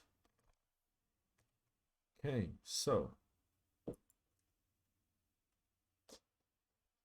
let's run that. And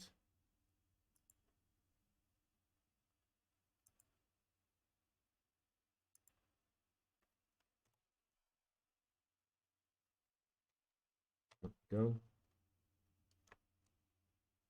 So really what we should get here is just frozen thing.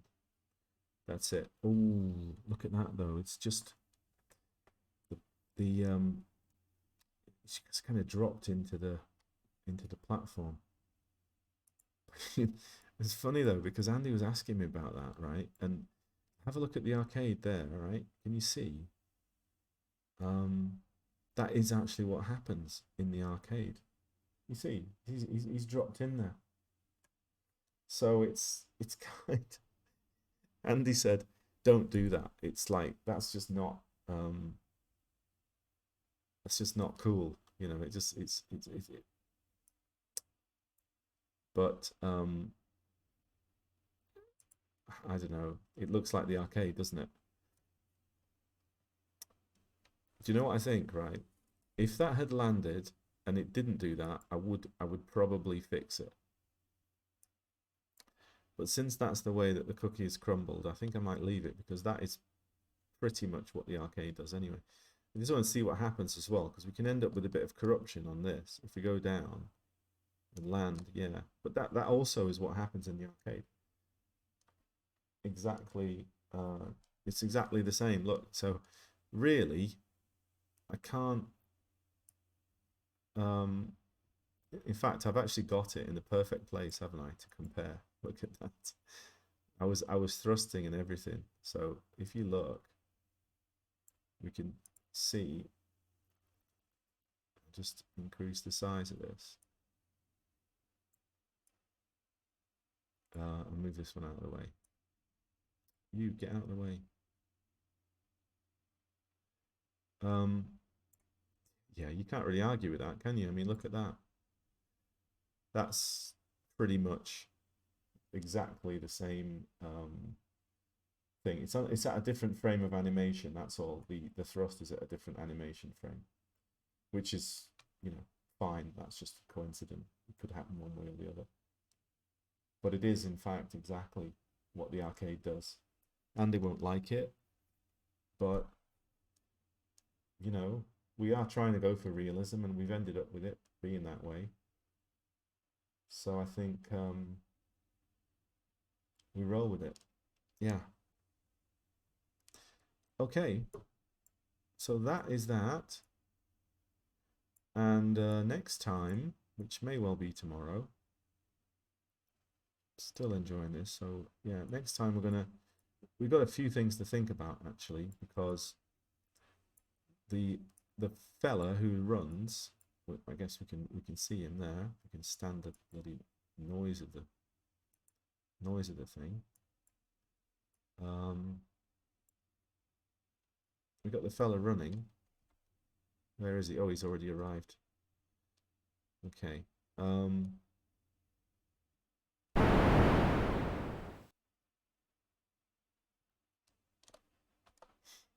I actually haven't got a graphic for that right now. No, no. You can run across, but don't flipping sit there.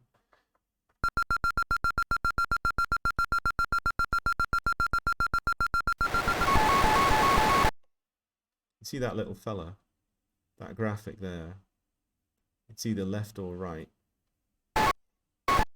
And he's quite smooth, so he's going to have his own... he's going to have to be a sprite, basically.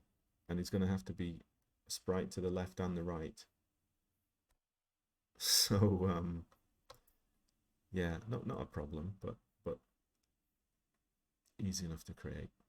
We'll just create a sprite for him. It's going to have 8 frames, and he'll be moving that way or that way. I mean, look, I could do it only one direction and then flip them. I could flip it because there's nothing else happening when it happens. I could probably even just rotate a sprite on the fly to make that work. If you see what I mean, like shift it on the fly, because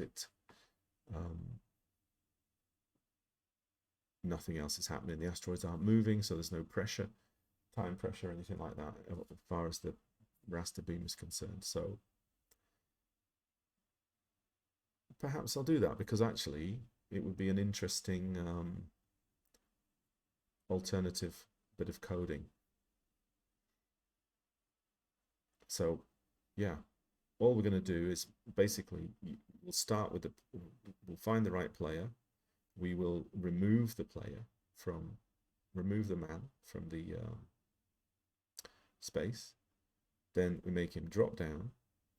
It's all done with XOR, you can see. Make him drop down, make him go across, get him to a certain position on the X coordinate, make him go up, and then when he hits the ship, job done. And at that point, we reset the screen, clear the screen. I'm not sure we need to clear the mothership. I can't remember. I think we do. In fact, we can find out. Look. Well, no, the mothership doesn't reset. So we'll do there's some sort of routine there that does a fancy sort of fade out. But the aliens are not located in. The asteroids don't turn into aliens. There's actually I don't exactly know what it is, but the coordinates are different. Again, that's a whole another thing. Next time we'll work on just the little man running and going, right? But that's good, because once we got there, then we're at the, you know, we're over the top, aren't we? We're on the home stretch, going back down again, because now obviously there's a lot of work to do with shooting and bullets and aliens and everything else, but once that's done, then the player's gonna the doors are going to open, player gets the points, and then we're on the loop. right? So we're not far off really. You know, a few more weeks maybe maximum, I'd say, hopefully. So that's good. A few little other things, obviously, high score table, blah blah blah, bits think about, but otherwise, generally, I'm pretty happy with the progress of that. All right, let's leave it there. Just over the 2 hour mark. That's not bad. Hope you enjoyed it today, guys. And I'll see you next time, probably tomorrow, as always. Take care and happy coding. Bye bye.